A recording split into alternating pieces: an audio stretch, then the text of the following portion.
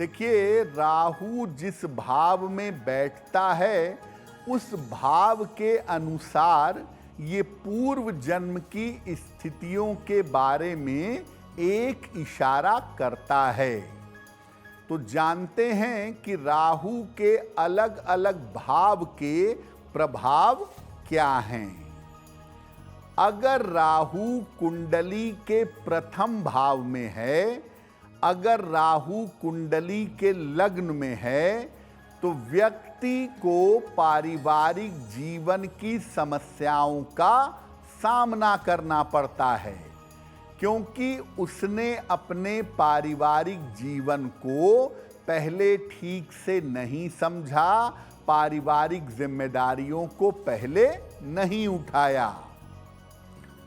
अगर राहु कुंडली के द्वितीय भाव में है तो व्यक्ति के अंदर भय होता है, फियर साइकोसिस होता है, क्योंकि उसने पहले अपनी शक्तियों का दुरुपयोग किया होता है।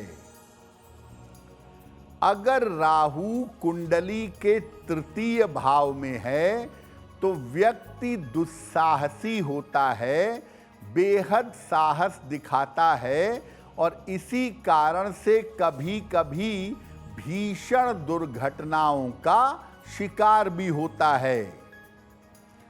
अगर राहु कुंडली के चतुर्थ भाव में है तो व्यक्ति को कभी सुख नहीं मिलता, क्योंकि पहले उसने केवल लोगों को पूर्व जन्म में दुख दिया होता है। अगर राहु कुंडली के पंचम भाव में है तो संतान होने में या संतान की तरफ से पीड़ा होती है, क्योंकि पहले उसने अपने माता पिता का सम्मान नहीं किया होता।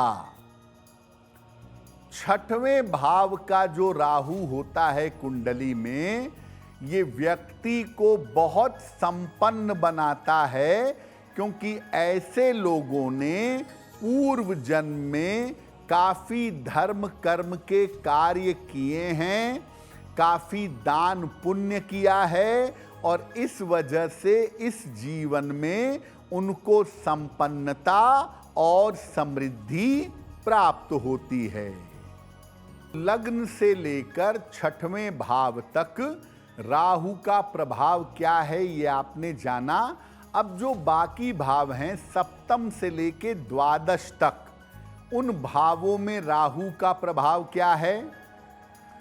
अगर राहु कुंडली के सप्तम भाव में हो, सप्तम स्थान में हो, तो व्यक्ति को जीवन में काफ़ी उतार चढ़ाव का सामना करना पड़ता है, क्योंकि उस व्यक्ति ने पूर्व जन्म में धन और संपत्ति की कीमत नहीं समझी थी।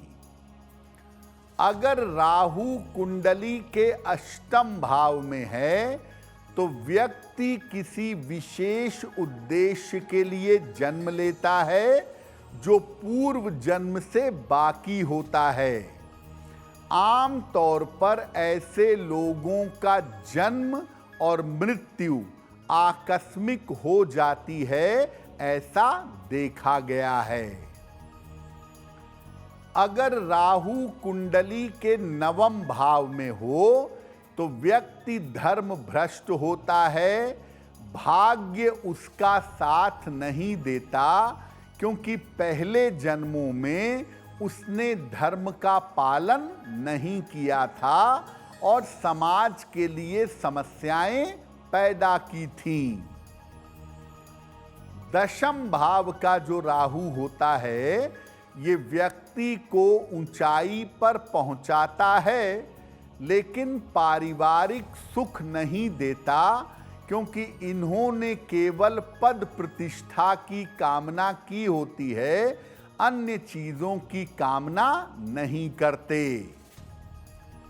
एकादश भाव का राहु व्यक्ति को वैराग्य की तरफ ले जाता है और आम तौर पर ये लोग दुनिया का कष्ट उठाते हैं, दुनिया का कष्ट उठाने का संकल्प लेकर आते हैं।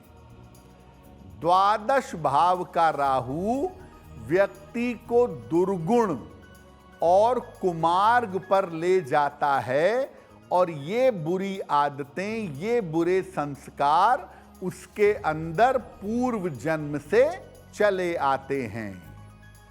तो अलग अलग भाव का राहु आपके पूर्व जन्म के बारे में अलग अलग तरीके का इशारा करता है और उसके बारे में बताता है।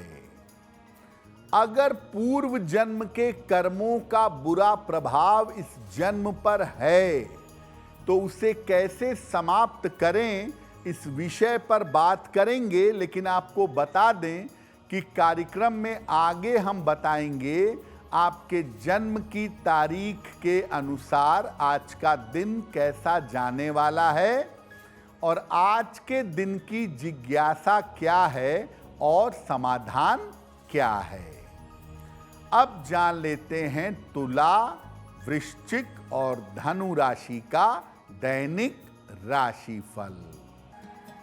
देखिए, बहुत बार ऐसा होता है कि राहु की वजह से पूर्व जन्म के जो खराब कर्म हैं, जो अशुभ कर्म हैं, उनकी छाया इस जन्म पर आ जाती है। क्या उपाय करना चाहिए? अपने घर में कूड़ा कबाड़, अनुपयोगी वस्तुएं इकट्ठी करके मत रखिए। घर में कूड़ा कबाड़ इकट्ठा करना सही नहीं होगा। ऐसे घर में रहने का प्रयास करें जहां थोड़ा ही सही लेकिन सूर्य का प्रकाश आता हो। रोज सवेरे नहाने के पानी में जरा सा गोमूत्र डालकर अगर आप नहाएं तो आपको लाभ होगा। सुबह ब्रश करने के बाद तुलसी के 2 पत्ते खाइए, अच्छा रहेगा। चंदन की सुगंध नियमित रूप से लगाइए या चंदन का तिलक नियमित रूप से लगाइए, राहु का दुष्प्रभाव कम होगा। रोज शाम को राहु के मंत्र का 108 बार जप करिए। ओम रांग राहवे नमः। और साल में एक बार पितृ विसर्जन अमावस्या आती है। आश्विन कृष्ण अमावस्या को पितृ विसर्जन अमावस्या कहते हैं।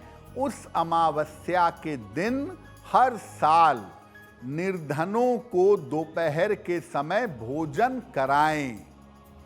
अगर आप ऐसा नियमित रूप से करें तो राहु का नकारात्मक प्रभाव कम होगा और राहु के नकारात्मक प्रभाव के कम होने से जो पूर्व जन्म का ज़्यादा खराब इम्पैक्ट है वो आपके ऊपर नहीं पड़ेगा।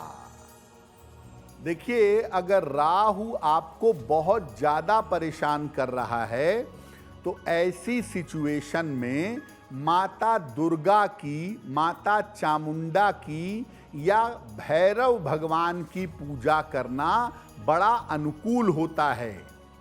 आप ज़्यादा कुछ नहीं कर सकते। रोज माता दुर्गा को एक लाल फूल चढ़ा के प्रार्थना करना शुरू कर दीजिए। ऐसा करने से राहु की नकारात्मकता समाप्त हो जाएगी।